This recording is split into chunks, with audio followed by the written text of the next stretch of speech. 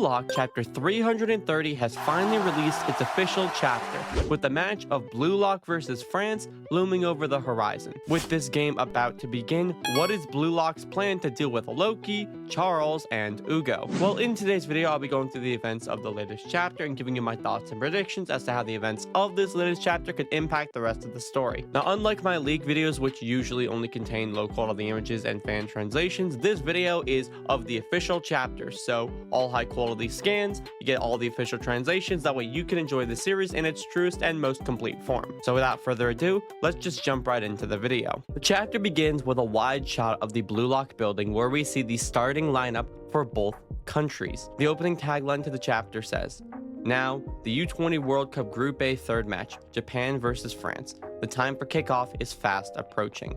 The chapter is titled Chapter 330, Favorite to Win. For the formation, we see that BLUELOCK is sticking with their original formation from the Nigeria game, with Gagamaru in goal, Nico, Aiku, and Aru as our center backs, Hiyori and Shigiri as our fullbacks, with Karasu as our defensive midfielder. Ryo and Bachira are the offensive midfielders, and Rin and Isagi are our strikers. As for France's formation, we have France playing a 4-5-1 formation similar to the BLUELOCK 11 formation against the Japan U20 team so long ago, with Loki being a solo striker, Charles being the offensive midfielder, and Ugo revealed to be a center midfielder as well. The announcers begin to speak.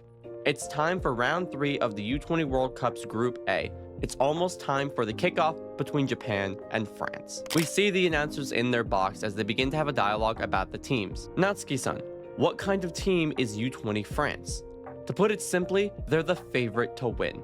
Their national team is the reigning World Cup champion, and the U20 team led by Loki are called the Golden Generation, who'll secure France's future for the next 10 years. We see the crowd on Japan's side of the stadium roaring with celebration and excitement. The announcers continue.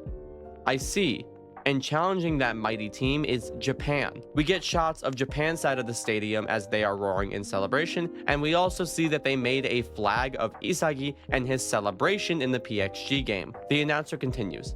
BLUELOCK's members have caused an absolute sensation, and they dominated Nigeria 4-0 in round 1. Finally, Yoichi Isagi is fast becoming a symbol of this generation.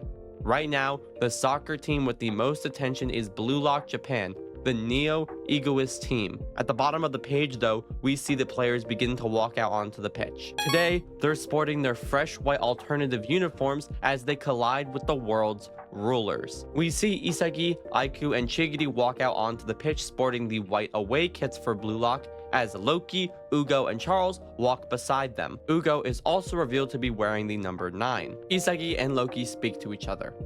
We meet again, egoist. Sup, Wonderkind. We get an interaction of Charles and Bachira, along with Charles and Rin. Huh?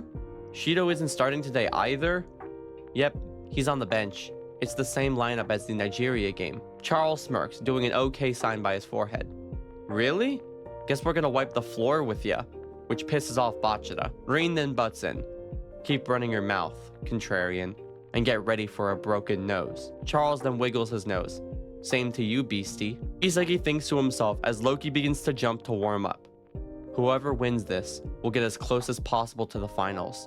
Convert this pressure into defiance. As Loki taps the ball to his right, the announcer says, the match between the highly anticipated teams in the group league, Japan versus France, kicks off. We get an overview shot of the stadium as we get little panels of each of the players on the France team as we see that Ugo has picked up the ball to start the game. Okay, ready, zoom. As Ugo says this, the France team begins to rush down the pitch with Loki tapping into Godspeed and each of the France midfielders rushing with him. This shocks Karasu, Isagi, and Bachira. Huh?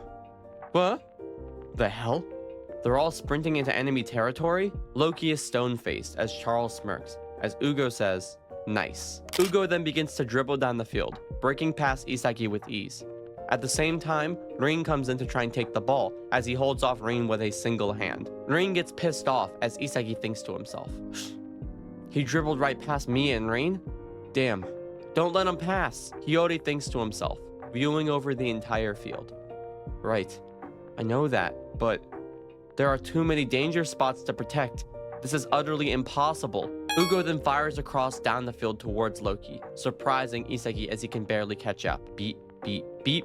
Focus. He's passing right up the field. The pass heads directly towards Loki. As the pass reaches him, the three center backs all rush in, as Aiku, Nico, and Aryu comment, "It's for you, right, Wonderkind? Anyone else is just bait. It's clear as day. Won't let you style through." Despite this, Loki smiles. "Too bad. Come on, contrarian." All of a sudden, Charles appears and snatches the pass from Loki. Haha, sneaking in. Aiku is shocked by this. What? Loki rushed in to lure our attention while he crossed behind? That pinpoint pass turned into a nasty, unexpected. We see Nico go to press Charles as he revs up for a shot. Gremlin shot. Charles then fires a shot as we get a reveal of his imp aura manifestation. This shocks everyone as Isagi comments on this. That teamwork is unreal. Their very first attack transcended our thinking and BLUELOCK's entire system. Kagamaru dives towards the corner of the net as the ball flies towards it. On the final page of the chapter though, we see the ball fly into the net as Charles has scored the opening goal of the game. Isagi finishes his dialogue. This is France, the favorite to win. Loki, Charles, and Ugo comment on the goal. Nice shot. Gotcha. Yep, it's destiny. The closing tagline to the chapter says, an opening volley to spark the match. What unknown strength awaits BLUELOCK as they take on the best in the world? No break next week.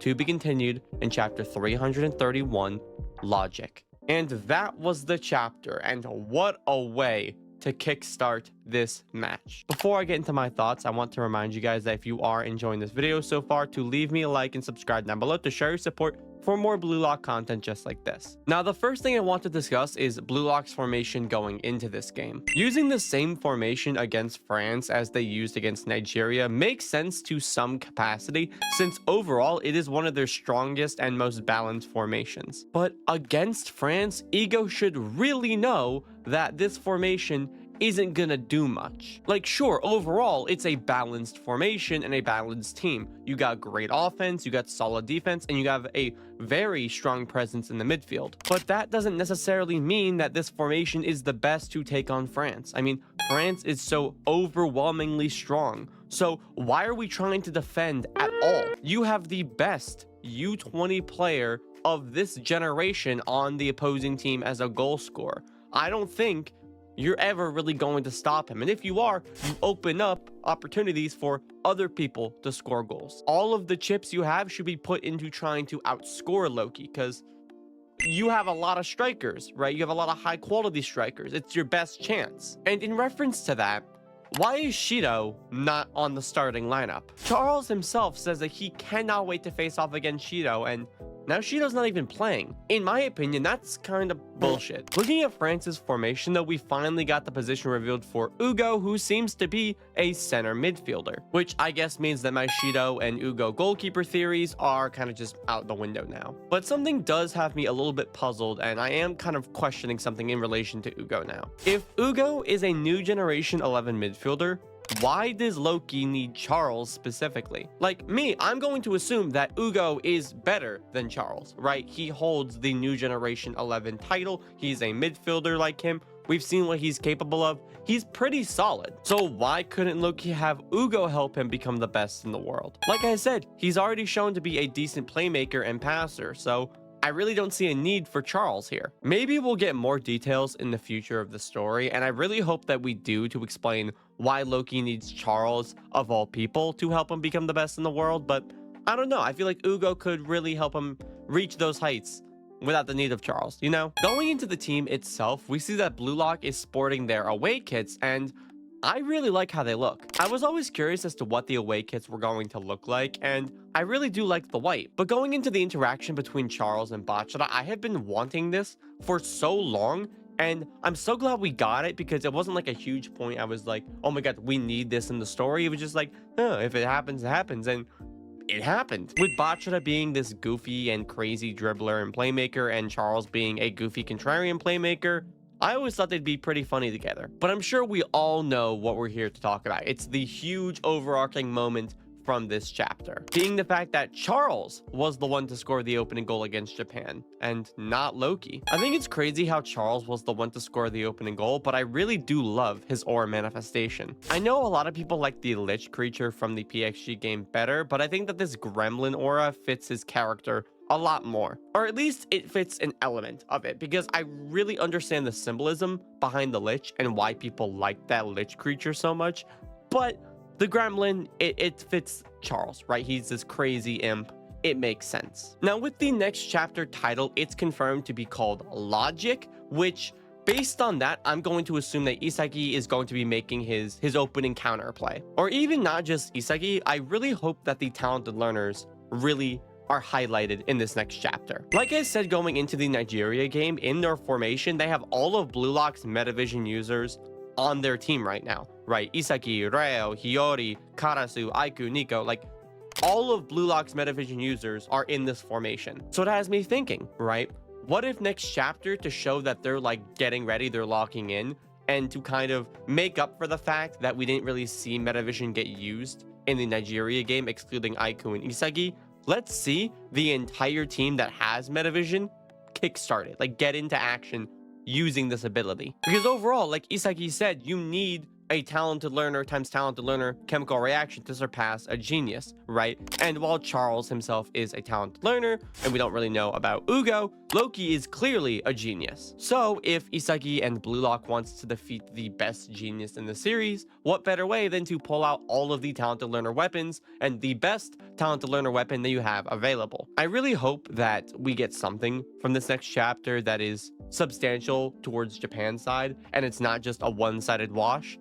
Because if Japan just gets cooked, in my opinion, I'm going to be kind of disappointed. Like, I know they're probably going to lose, but give them a fighting chance at least. And with that, those were just my thoughts and predictions regarding BLUELOCK chapter 330. Now, unfortunately, with the release of this chapter and the release of this video, I am now officially back going to college again. Like, my break is over, so videos might slow down a little bit, but I will continue to push out as high a quality video as I can. I have a couple in mind that I want to talk about, so I'm excited for you to see. But aside from that, I hope you guys did enjoy this video and will continue to enjoy it in the future. I just want to leave a final reminder to join my Discord server if you're ever interested in getting any more involved with our amazing community. As for the question of the video though, what would you rate BLUELOCK chapter 330 on a scale of 1 to 10?